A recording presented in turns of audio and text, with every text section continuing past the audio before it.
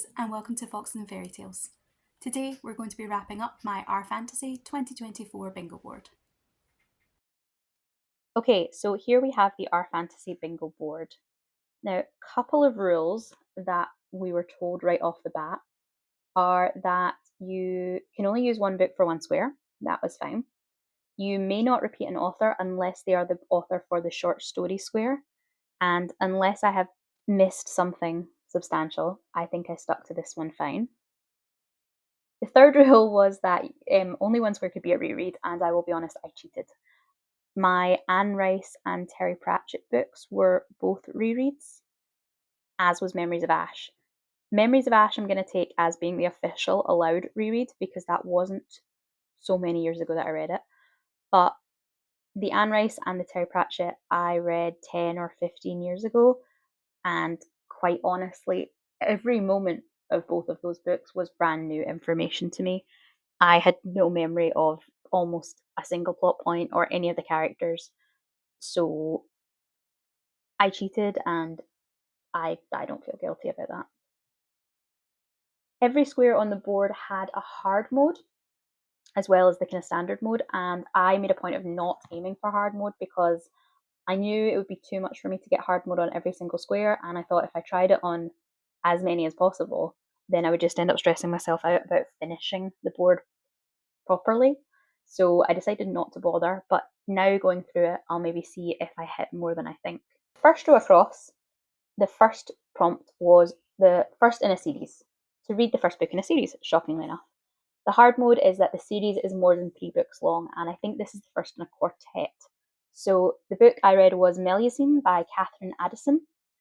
Catherine Addison is the author of my personal favourite book of all time, The Goblin Emperor, and that's a political fantasy too. So I really had really high hopes for this book. It's from her backlist, and I think it was maybe independently published originally because it's very hard to get hold of. But it's being re-released as ebooks in these gorgeous, beautiful new covers. So when I saw that, I knew I had to pick it up, and I was really excited to get to it. I had read some mixed reviews because it is quite dense. The characters aren't particularly likable, and there's quite a lot of dark, triggering subject matter going into it. The whole kind of book is really assault and abuse is a very heavy, very prevalent theme throughout. I didn't love it the way I wanted to. I think it might be one that would grow on me with a reread, but I would have to be willing to commit to rereading a book that was quite dense and took me a long time to get through, so I'm not sure that I would want to do that. I wouldn't not want to continue the series, but I think I would need something to push me to pick it up. So it'll probably be something that if the second book ever fits a challenge perfectly, that's the moment I'd maybe go for it. Because otherwise I'm not sure that I would kind of naturally want to continue. The second square is a book with an alliterative title, and the examples it gave were Legends and Lattes, A Storm of Swords, or Children of Blood and Bone. And this is quite a straightforward one. I read The Adventures of Amina Al-Sirafi by Shannon Chakraborty, and I had a good time with it.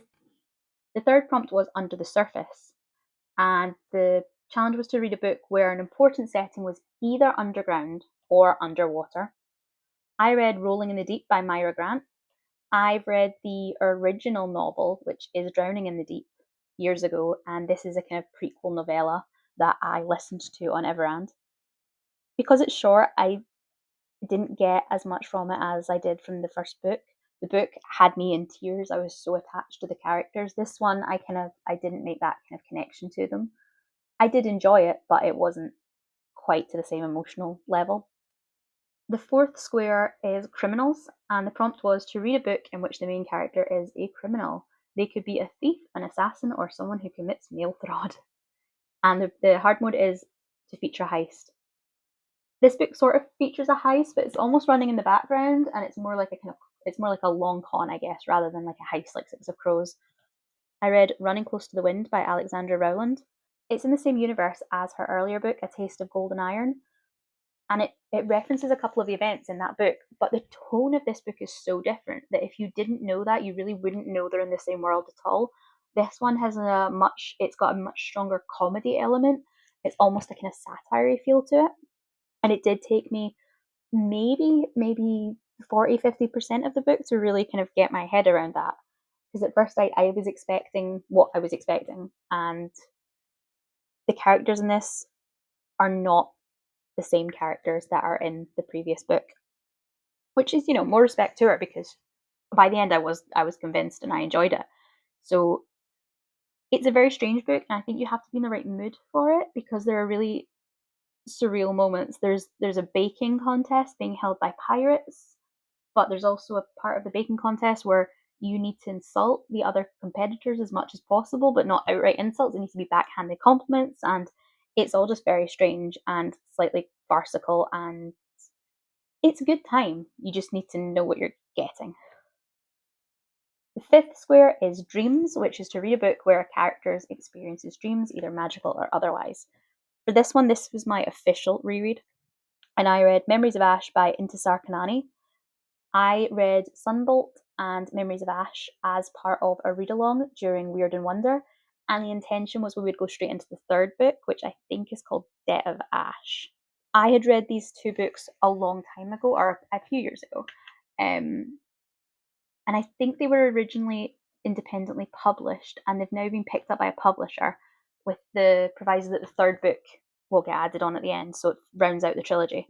But the third book got pushed back, so the real long just ends up being those two books, and then desperate wailing because the third book still isn't out. I've waited this long though, so I'm still excited to read it. It should be out this year, and there's still plenty of time to pick it up if you want to.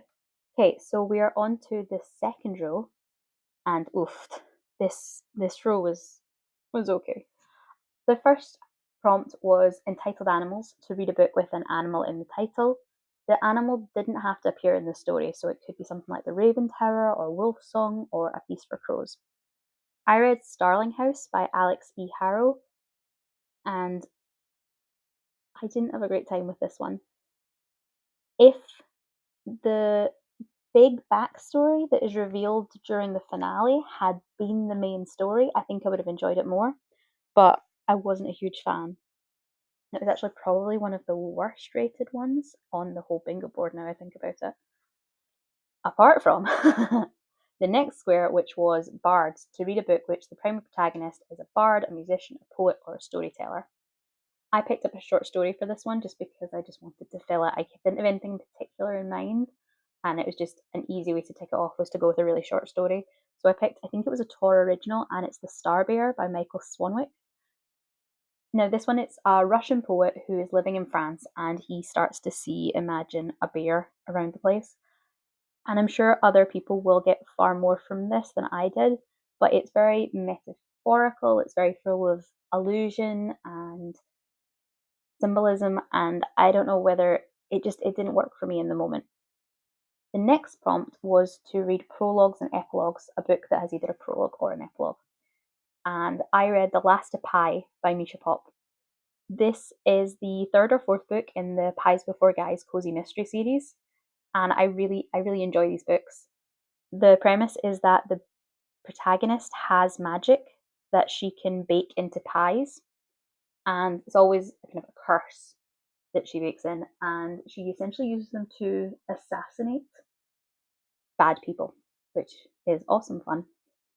And I really like the kind of balance in the books of the cozy nature and the baking with her like really cold-blooded way that she goes after people that she thinks deserve it. The next square was self-published or indie published, and for that I read J. Zachary Pike's Orconomics. This was another one I didn't love the way I thought I might. I had kind of thought it had a vaguely Pratchett vibe from the description, and it didn't maybe live up to my hopes and dreams for it. The final square on that row is Romantasy, to read a book that features romance as a main plot. And it had to be speculative, but it didn't necessarily need to be fantasy. So I suppose you could do a horror romance or a sci-fi romance if you could find it. The hard mode was that the main character was queer. So I read Doocy's Sorcery and Small Magics, and again I didn't love it. And I don't know whether romantasy isn't for me, whether I feel like I need higher stakes, or whether it's cozy fantasy that isn't for me. Which is strange because I have enjoyed books in both those genres, but I think they have to work harder for me to enjoy them. And this obviously is kind of both. It's a cozy romantasy, and I did enjoy it towards the end when the stakes got a bit higher. And I think maybe if that had been throughout, I would have had a better time. Again, it wasn't one that was bad. I just didn't love it the way I'd hoped I would from the kind of hype around it. And I mean, because it's a really, really pretty book. So the third row across starts with Dark Academia. Read a book that fits the dark academia aesthetic. This includes schools and universities, secret societies, and dark secrets. It doesn't have to be fantasy, but it must be speculative. And I don't like dark academia. I've read a few and I've never gotten on with them. I want to like dark academia. I love the aesthetic and the vibe of dark academia. I really, really want desperately to be the person that really enjoys dark academia books. But so far, I've read a few and I just never connect with them. So, Dark Rise is more secret societies than school or university, and I did quite enjoy it. I intended to go straight into the second book and I didn't, which was a mistake because now I'm not sure I want to pick it up again. But I did enjoy this one while I was reading it, so that's probably the best I can say for any dark academia I've tried. The next prompt was a multi POV to read a book with at least 3 points of view. And I read Andrew Joseph White's Hell Followed With Us. It's a trans dystopian story, and I thought it was really, really good. I've really enjoyed Andrew Joseph White's books that I've read recently, and I'm looking forward to reading more of them. Next prompt was to read a book published in 2024. So obviously no reprints, no new editions, and something that came out last year. So I read Dreadful by Caitlin Rozakis. It's one of these books that seemed really popular last year where you have a kind of I am the bad guy and here's my point of view, or here's I think I'm the hero of my own story kind of thing. And so this was like a dark lord who then figures out that maybe he doesn't need to be so evil. This one did give me the Terry Pratchett vibes that I hadn't been expecting actually. It was funny and it also had a kind of subtle, sly social commentary going on within it. And I really, really like this one. Again, I think it's one where the tone isn't going to be for everyone, but if you enjoy what it is, you will enjoy it, if that makes sense. The next prompt was to read a book with a character with a disability. So it had to be an important character has a physical or a mental disability. I read A Power Unbound by Freya Marsk. It's the third in the Last Binding trilogy. I reread the first two books and then finished the series out. It was great. I love this trilogy. I didn't have any problem with this. The next and final prompt on this row is the last prompt I actually read for this. So the prompt is to read a book published in the 90s. The book I read was one of my rereading cheats was Anne Rice's The Tale of the Body Thief. It's the fourth book in the Vampire Chronicles, and I've been trying to slowly read my way back through the Vampire Chronicles ever since the second season of Interview with a Vampire came out. I was a huge, huge Vampire Chronicles fan when I was a teenager, like obsessed. It was my entire personality at one stage, and I was really unsure what they were going to do with this TV show, to the point where I don't think I watched season one when it came out. I waited almost the full year to watch it, and then I was just so impressed as like someone who had been such a big fan of the books. I feel that they somehow managed to improve it in all the best ways, and it got me really interested in rereading the series to see how I would treat these books now, because there are dated and problematic elements in it, and it's been interesting to reread it. Now, obviously, the series currently takes us up to the end just of the first book, the two seasons, and then the third season is going to start the second book. So all the stuff that's happening in these books is completely in a way down the line if the TV show gets to them. But it's kind of interesting to see the things that have been pulled from these later books to feed into even the first season. And it just shows, I think, how much the TV series cares about getting the series right. So row 4 starts with Orcs, Trolls and Goblins. Oh my. Read a book featuring orcs, trolls or goblins. And the hard mode is to read a book where one is the main character. So I picked up Bride of the Shadow King by Sylvia Mercedes. And after me just saying that I wasn't a huge fan of Romantasy, I actually think I really enjoyed this one. It was quite chunky, like I think it's about 500 pages, which I maintain is too long for a Romantasy book. But I flew through this one, I really enjoyed it. The next book is to read a space opera, and I read The Darkness Outside Us by Elliot Shriver. I read this one for an amazing readathon prompt, I think. It was one of the host's favourites, so you got extra points. And I don't always get on with sci-fi, but this was something I enjoyed. I think there wasn't too much techno sci-fi in it, and I did enjoy it. I thought it was good. The next square was to read a book by an author of colour. The Hard Mode was a debut published in the last 5 years. I don't think this is a debut. In fact, I know it's not a debut because it's a prequel novel to an existing series that I have already read. This is Aliana, Girl of Dragons by Julie Abbey, and it is the prequel novel to Ava Evergreen, Semi-Magical Witch, and it's a sort of a Cinderella retelling. Next prompt is survival, which is to read a book where the primary goal of the characters in the story focuses on survival.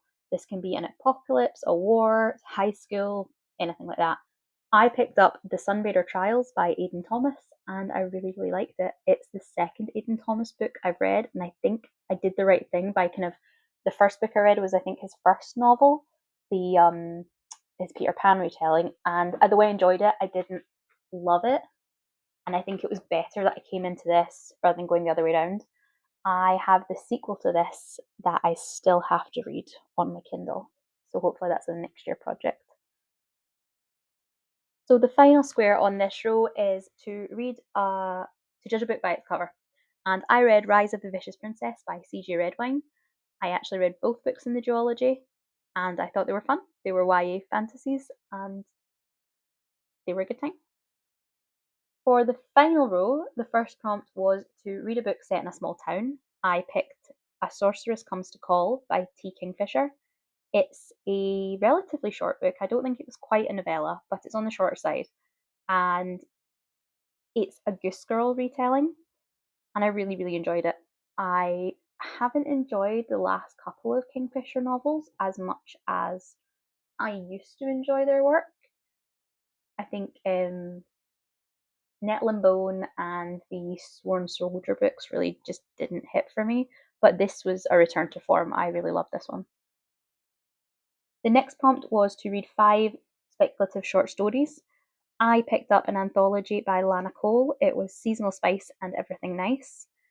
This was my first time reading Lana Cole, and I picked the book up from her at Rare. I don't get on with short stories, I know this, and I don't usually enjoy short story anthologies. This one in particular didn't really help that some of the short stories were more like deleted scenes or extras from her existing novels with characters like the couple that you already knew, and that just didn't really work for me because I didn't know the characters. So I maybe didn't give this the best opportunity, but I also didn't particularly like it. If I were to do the bingo board again next year, I have a funny feeling that I remember reading that the short story prompt always comes up, and you are entitled to switch out one prompt with something from a previous year. So if I had to, I probably would make this one the square that I just get rid of and pick something else for. The next square is Eldritch Creatures, and the prompt is to read a book featuring a being that is uncanny, unearthly, or weird. And I read Godkiller by Hannah Craner for this. It was fine. For reference materials, you were to read a book that featured additional material such as a map, footnotes, glossary, translations guide, or dramas personae. I read The Tainted Cup by Robert Jackson Bennett. It is a real genre blend. It's a mystery fantasy novel, and I don't know, I think it might be one I have to reread because I don't know that I got everything I should have got from it, so I'm not sure about that one. The last one was my second cheating reread, and it was to read a book club or read along book. This had to be from a past or active rFantasy book club or any of the rFantasy read-alongs, I went back and read an old one, and it was The Colour of Magic by Terry Pratchett. I read Discworld multiple times, and I always sell it to people by saying don't start with the first books, start a couple of books in, depending on what subseries you want. But probably don't start with the Wizards, and definitely don't start with The Colour of Magic. So I think I've only read this one once, back way back when I first read the series. Go me, because I've been giving good advice. I wouldn't have started with this book if it was a new to me series.